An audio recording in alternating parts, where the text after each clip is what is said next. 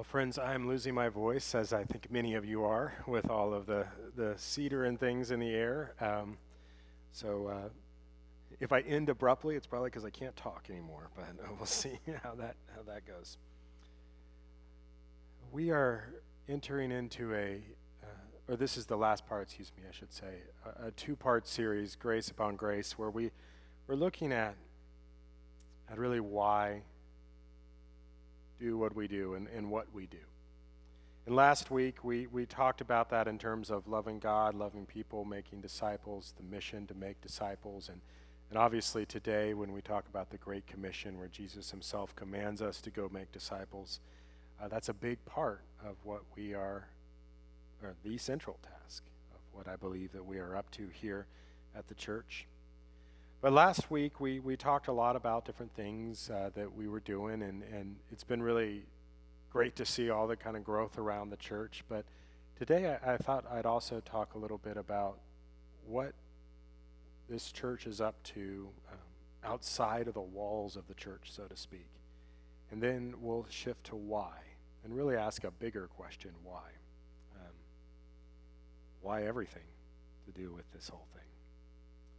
So I am very proud of what we do here, but I'm not actually I'm going to kind of talk about some of those things.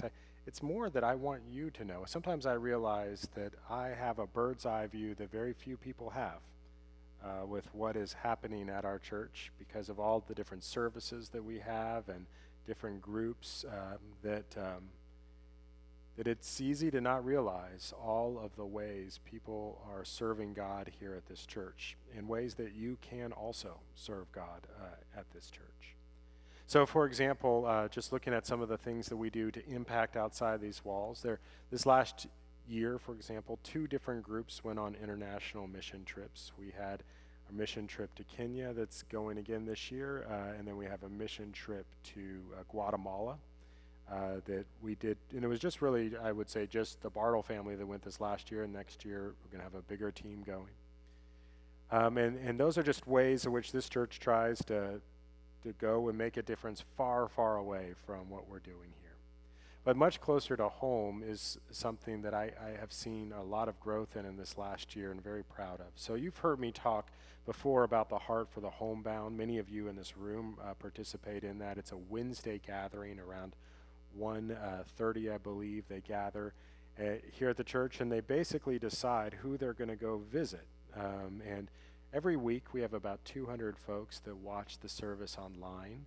Many of those are people who are homebound, and then we have a lot of other people who don't even watch it, that may be in memory care or things like that. And we have teams that they've got spreadsheets. They're super organized. They go out 2 by 2 and they visit people and just bring some light into their life. And then we also have started last year and a half ago, we started a team of people who goes out after every time we do communion here at the church. We bless little mobile communions, and they take those out. And we are adding more nursing homes than even we have members at, because we believe in the ministry of reaching people. And this is a particularly important one to me. I always enjoy when I can go out, but I am in some ways on the other side of it now. My mother is in memory care, and I know what kind of impact it makes when her United Methodist Church visits her. And my brother just sent me the week before last pictures of when they brought communion, and I see the joy at her face, because particularly for folks that have been in church for their whole life, that communion is something that is so instinctual, so automatic, that it's just this thing that can mean so much when a lot of the world can be pretty foggy for many of them. And so I am very grateful for that ministry, and very grateful that I look out and see many of you that are involved in, and I believe that there's even many more who would be very blessed to be part of that ministry on Wednesdays.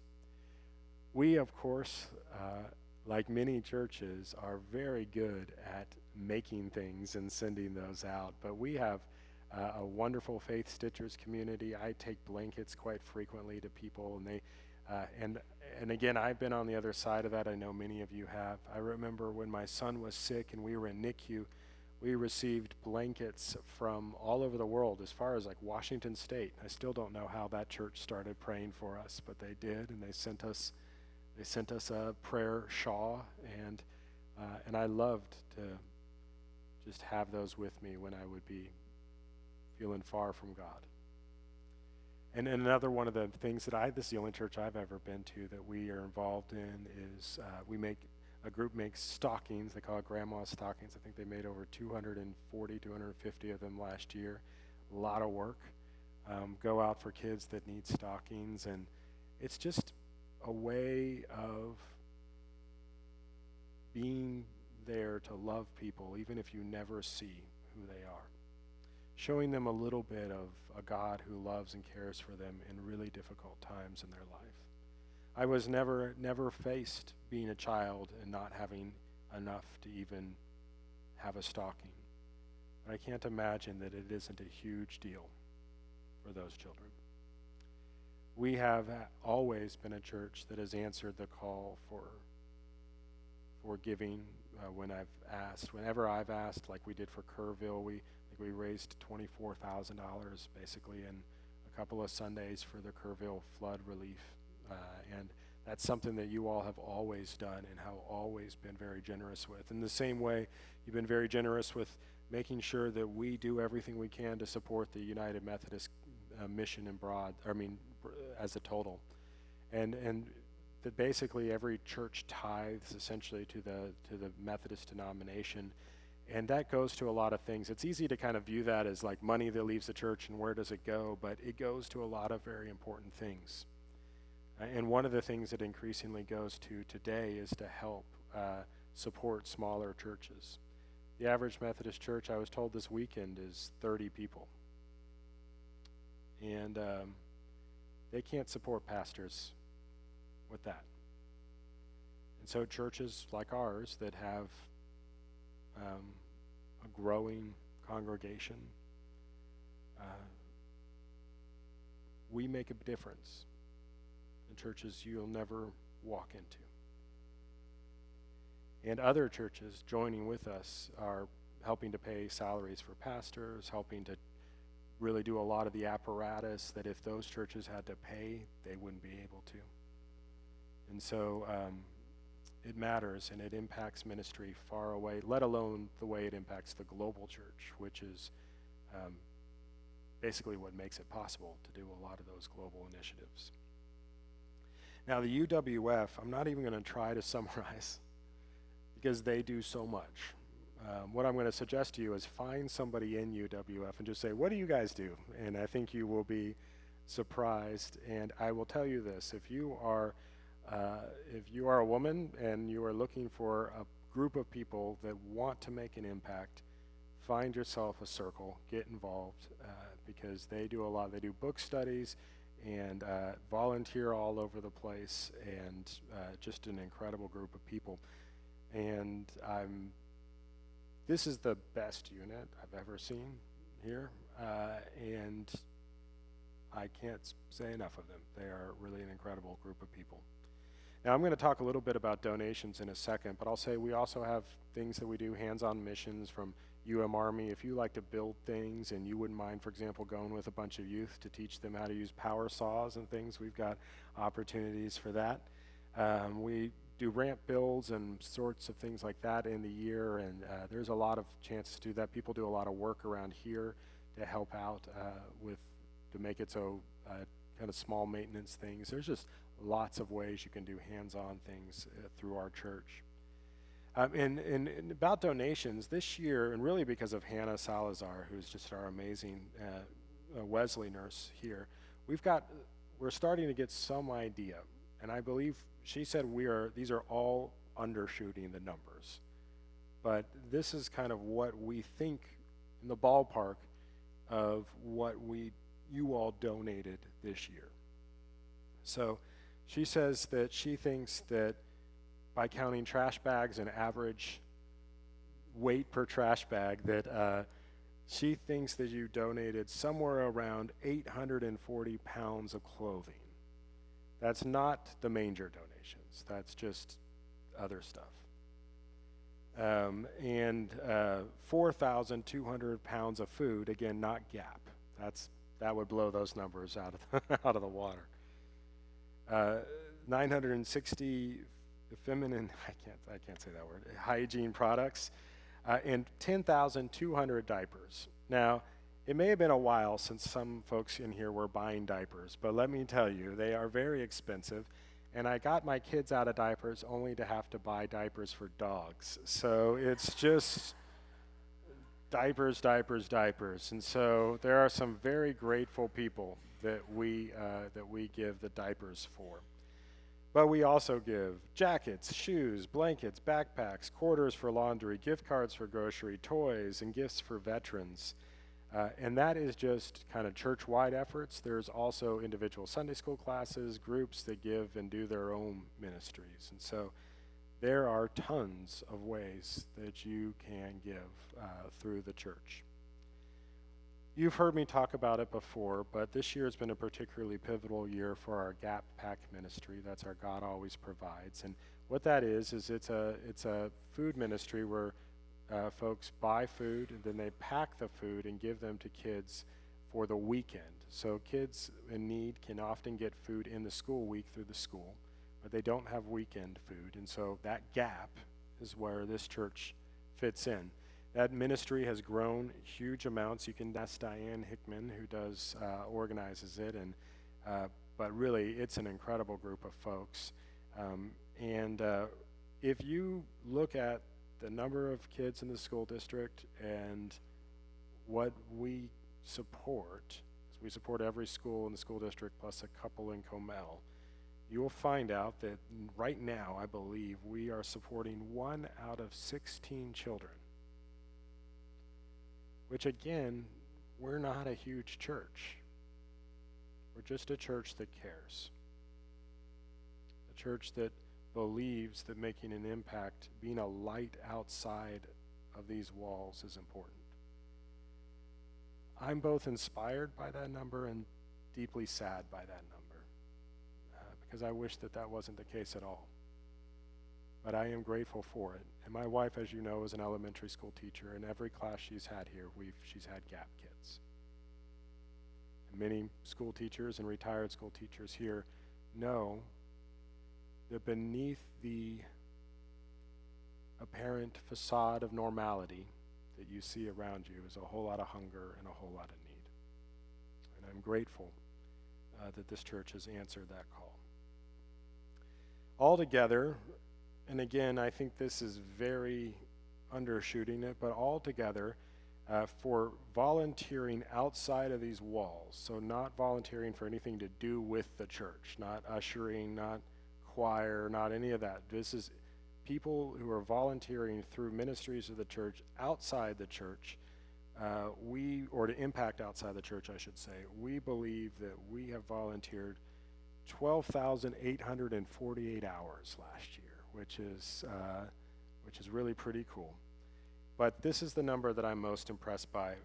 And a lot of this has happened through VBS, by framing our VBS to have a strong service component, by framing our camps for our youth to have strong service components, that 3,120 of those have been from people under 18. And let me tell you why I think that's important. When I was in seminary, I wrote a paper trying to talk about the pathways to becoming a pastor. The traditional pathways are summer camp and college ministries, both of which remain very important pathways. But they are less important these days because those are much smaller percentages of people. The most important thing was mission. The thing that was pivotal in changing people's perspective was doing some service through their church. I know for me, when I became a missionary, that was when I finally had some sense of what the gospel was really about. So I believe in the importance of getting our young people to get a flavor of all of that. But the question remains, why? Why does Jesus say, go out and make disciples? Why has this church done all of this stuff? Are we, as that strategist told me that I mentioned last week, busy but no idea why? Why is it important to do all of this? Why is it important for us to try to impact beyond these walls?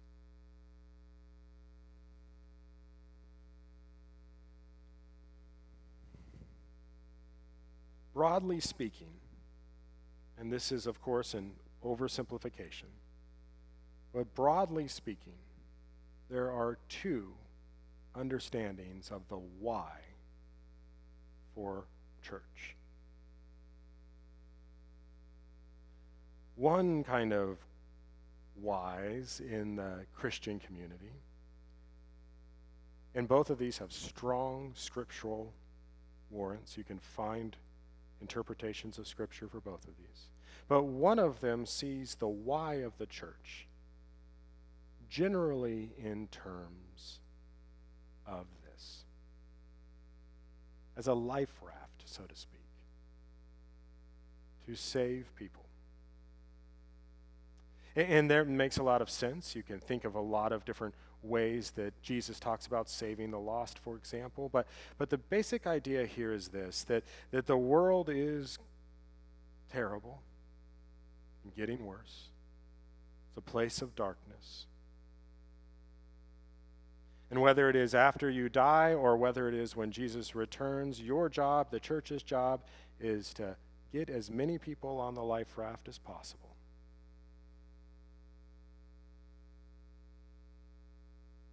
And that's the idea.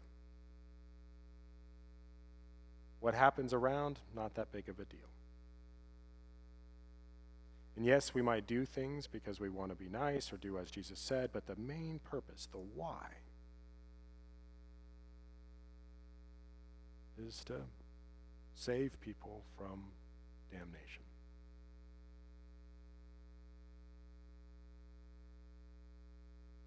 The other major interpretation of why comes from the scripture we read today. It's from Jesus, is the idea of making disciples.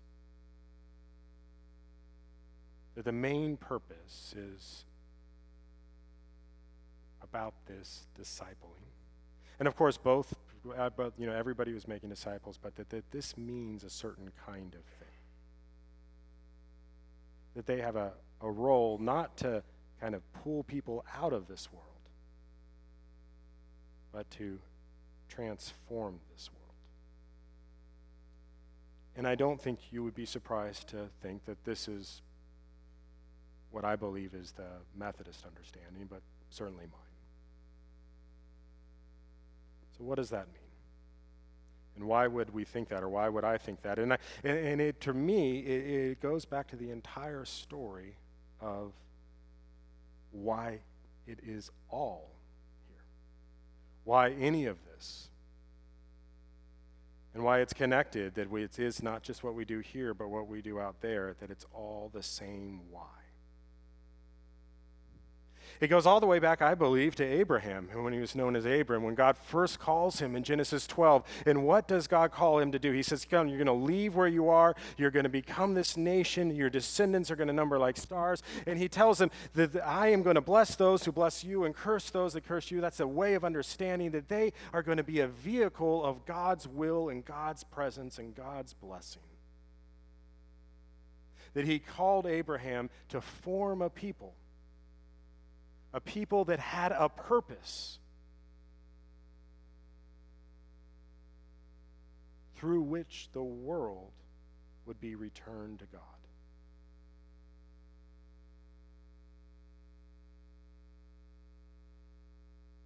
Now, the history of the Old Testament, I can't rehearse it all here, but you can see this purpose in the covenants of Moses, for example.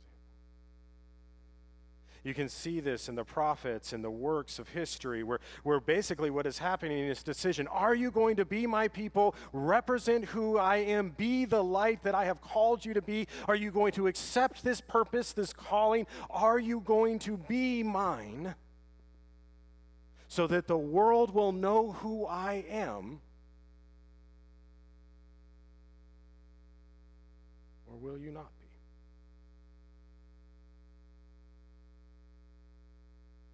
The story of Israel is a story of that.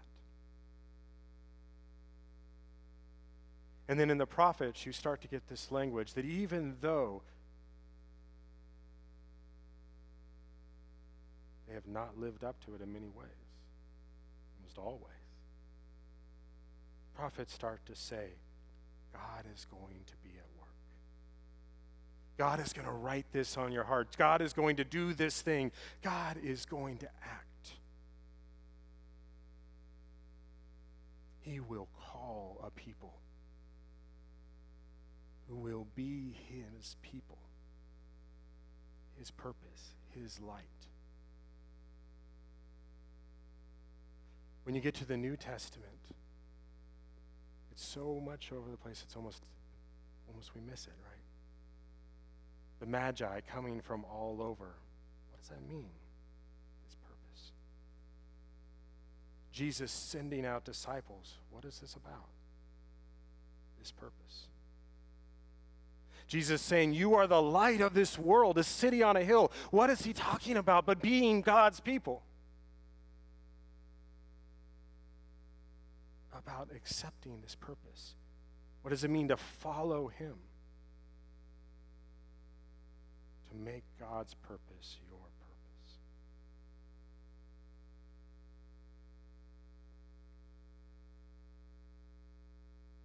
And so this light, this why,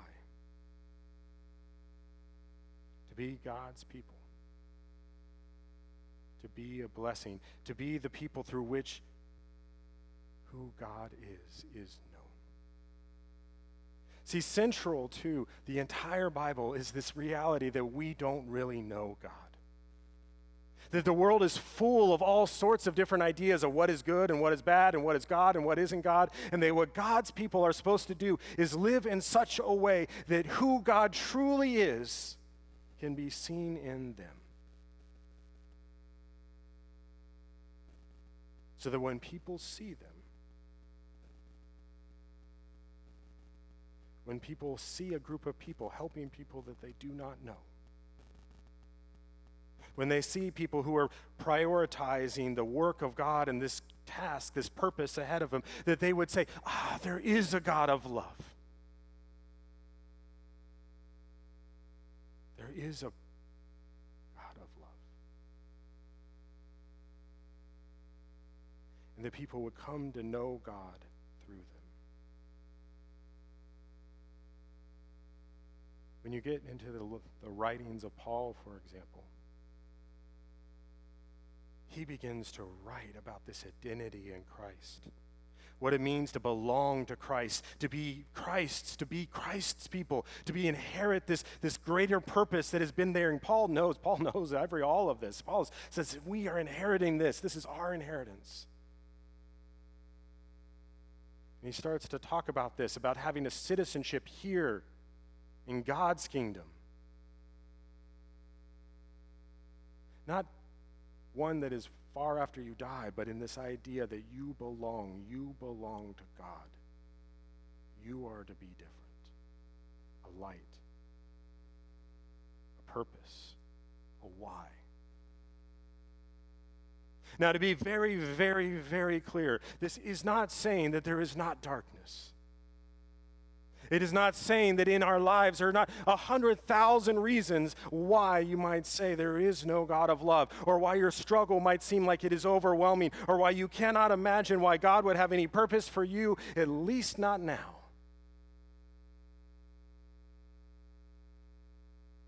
But yet we stand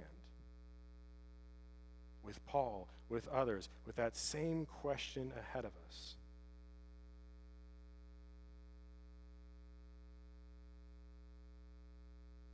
We follow Christ. Will we make this purpose our purpose? Will we be this light?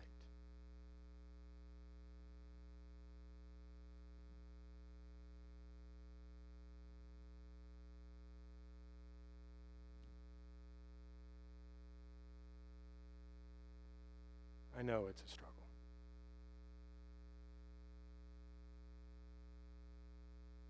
I know many of you in this room to know well enough that it's real. There are so many ways that we can say, no. I don't see it. I look around the world and I see that other thing. I see a world I need to escape. I don't see a world where God is coming. I don't see a world where God's light can reign. I don't see that at all. I just see something I just want to get out of here.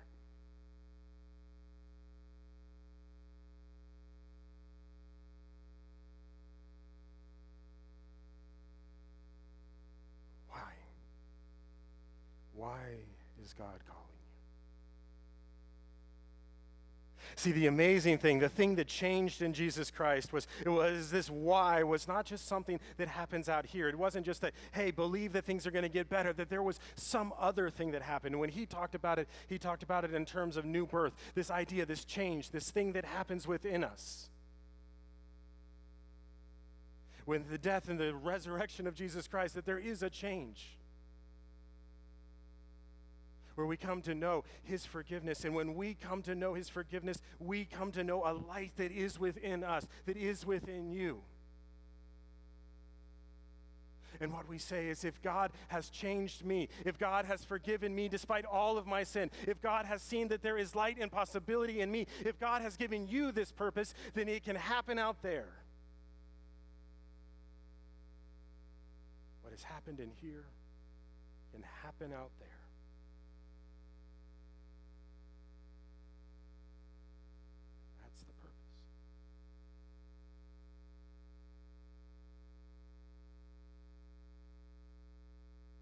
Strengthen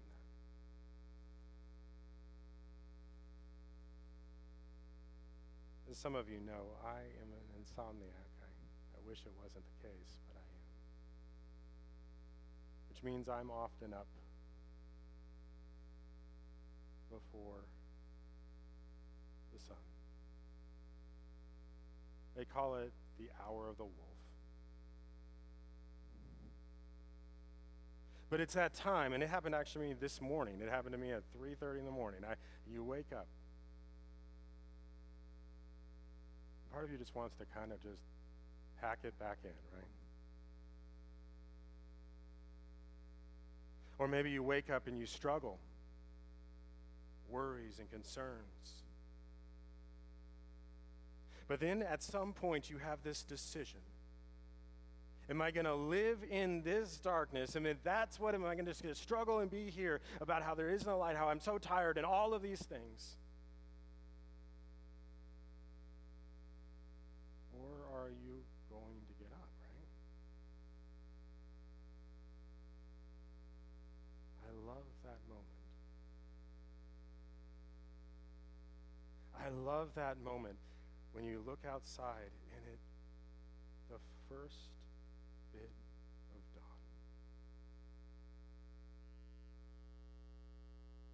When all of a sudden you realize where it had been completely dark,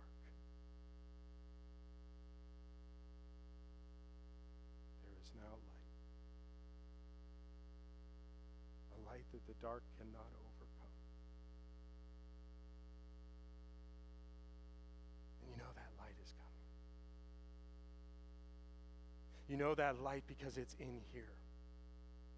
You know that light because it is in Jesus Christ, who has forgiven you and who has claimed you and has called you his and has said that despite all of these things, I have given you this purpose. I have given you this grace. You have seen the light. But the choice is yours. Will be of the dawn. Will we be people of the light?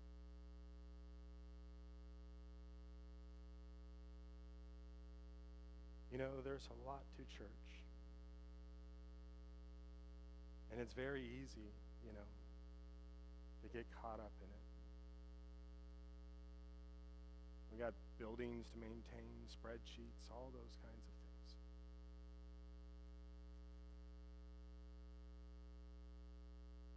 But this is why.